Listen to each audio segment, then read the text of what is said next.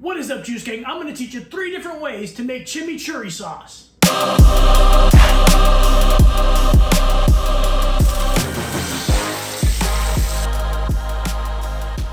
Now here's the challenge with chimichurri sauce. There's about as many ways to do chimichurri sauce as there's Argentinians in Argentina or Uruguayans in Uruguay. There is so many different ways, so I understand there's so many different ways. We're gonna try 3 different ways today. One is a creamier type of sauce that you might see in a restaurant. It's using some mayonnaise and just enough oregano and parsley and stuff just to get it to that nice creamy sauce that you might see in a restaurant. The second one is a more traditional way, more of a dry sauce using red wine vinegar, oil of course as the base. That's going to be your base for almost all of them, oil and red wine vinegar. But this will have more of a coarser oregano, a coarser parsley cut. And then finally, the easy way that me and you are probably going to do, and I do it all the time at parties because it's just faster when I'm doing a large party and I'm doing tons of tri-tips and stuff like that. It's the Alfregoni way. Just get the Alfregoni stuff. He has it in a jar. You just pour it in and then mix your red wine vinegar with oil and you're good to go as long as it's wet enough and you taste it. I'll show you.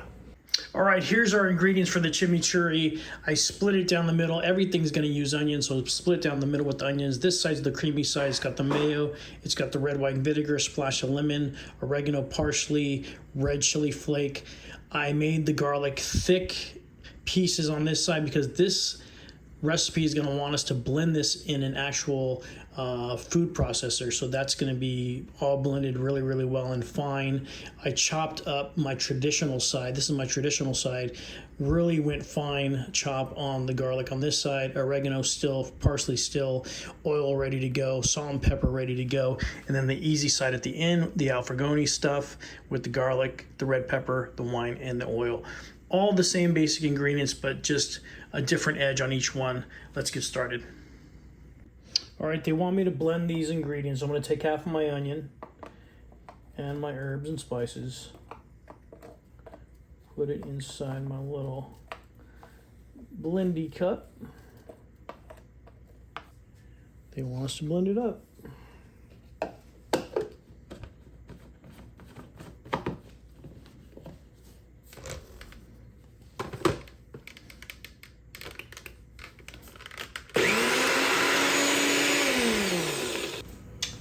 In that same mixing cup, I'm gonna keep everything in there in case I have to blend this for any reason. I'm gonna put our mayonnaise in there.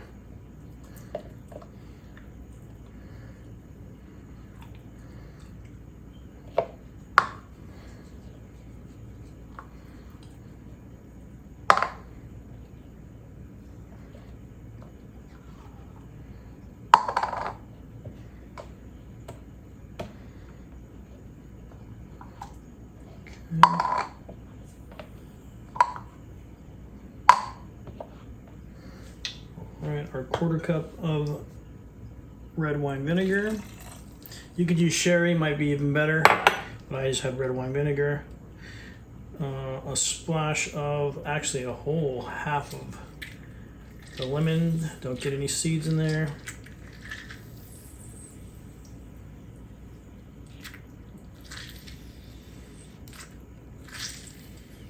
Whole half of a lemon juice, just the juice, salt and pepper, and start to mix that up.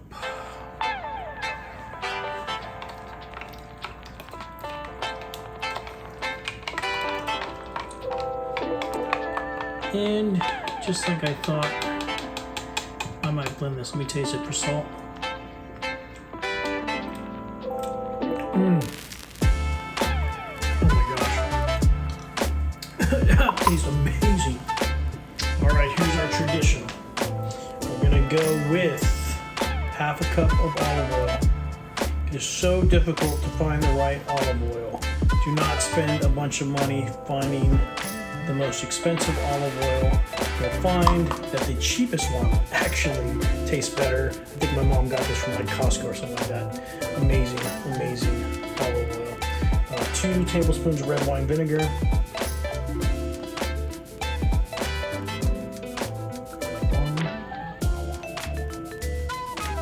pepper.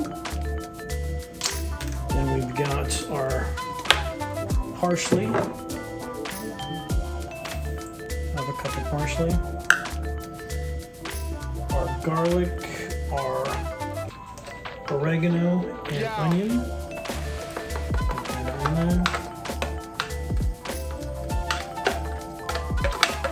This is going to have a more coarser feel because the onions are a little big. I try to finely mince the garlic as much as possible.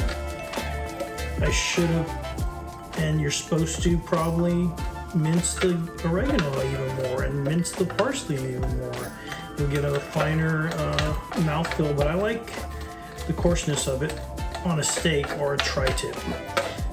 If you're going to use it on something else, I don't know what else, you could definitely make it finer. I like the coarser.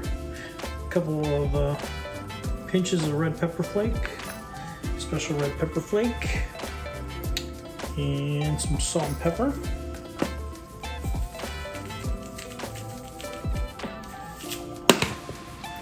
Mix that up.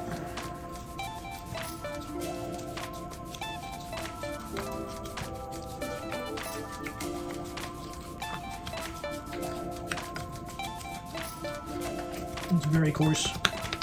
Chop it in like that if you want. Really let the oils and the vinegar kind of soak it in. And you're going to want to sit this for about 20 minutes before you use it. Give it a taste for salt.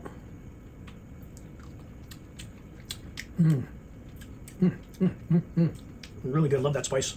Fantastic. All right, now the fast alfagoni way with this chimichurri barbecue rub. I like this way not only because it's fast, but you don't have to make so much. So I always get my trusty orange bowl right here, and I just pour enough of it that I'm gonna use.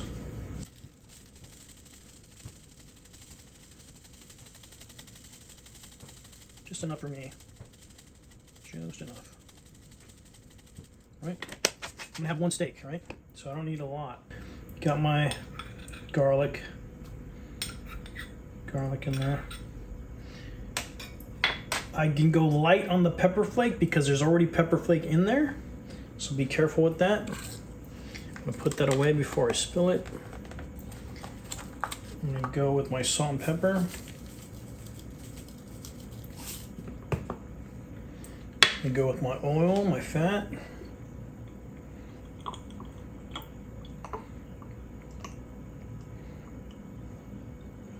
And you gotta balance it out with this. I love this part because you have to start to learn, your palate has to start to learn the way you like it. Do you want it more acidic with the wine? Do you want it more, the taste of the oil more? Which way do you want to go? Which direction do you want to go with it? There's so many, everybody has a different flavor palette.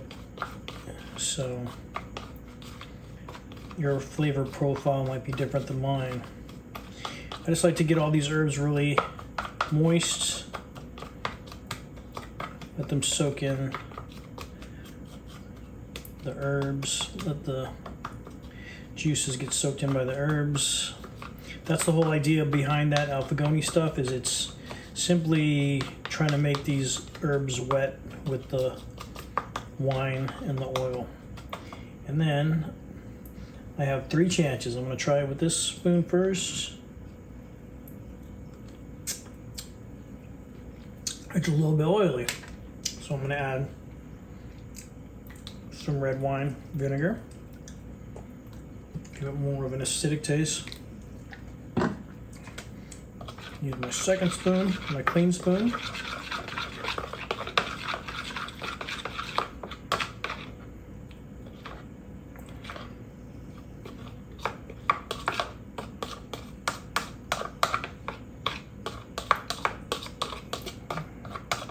I don't want it to get too wet. There we go. That's a nice consistency. And there we have it, folks.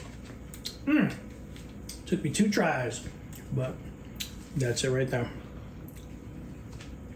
Now, what better way to try these chimichurris than with some prime ribeye? You'll have to forgive the color, went a little too medium, but I wasn't paying attention because I was so concentrated on the chimichurris. But there you have it, the three: the creamy, the traditional, and the alfagori all the way to the right. This stuff looks amazing. There you have it, folks.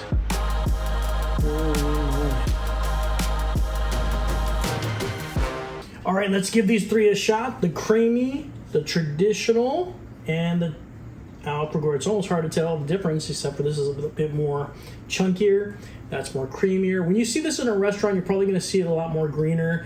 They hardcore put the parsley in it. I'm not a hardcore parsley fan, so I take it to the very edge of as much parsley as I can take, get it to the right taste, and then I'm fine. So in a restaurant, you might see this to be green, but I just like to get it to the taste. This is the creamy. Let's give the creamy a try.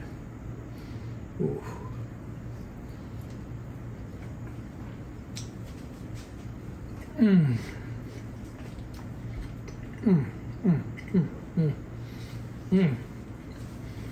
Super creamy.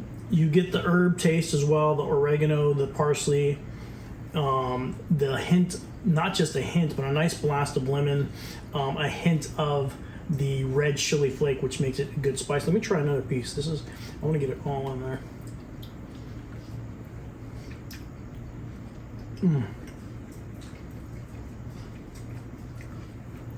Love that. I thought I was going to hate that one. Really love that one. Amazing. It's on the creamier side, unlike any chimichurri you've ever had. Let's go with the traditional. Nice and chunky. Look at the chunk on that.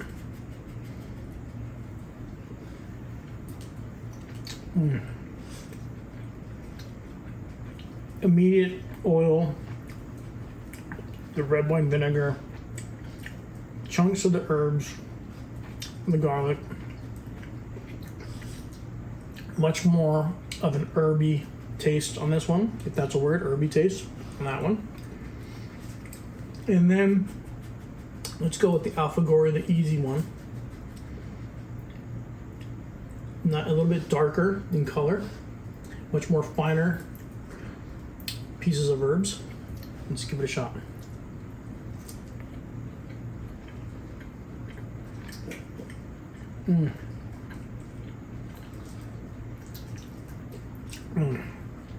I love the balance of oil that I was able. The thing I love about this, not only is it easy, but the control.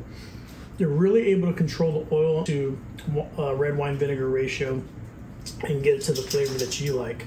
So that's what I like about that one. There's a control. Each one of them is different. Each one of them you can try at home. The creamy, the traditional, or the alfagori if you're in a hurry. Give them all a shot. Tell me what you think. Make sure you like, hit the comments below, and make sure to subscribe to our channel. Have a great one.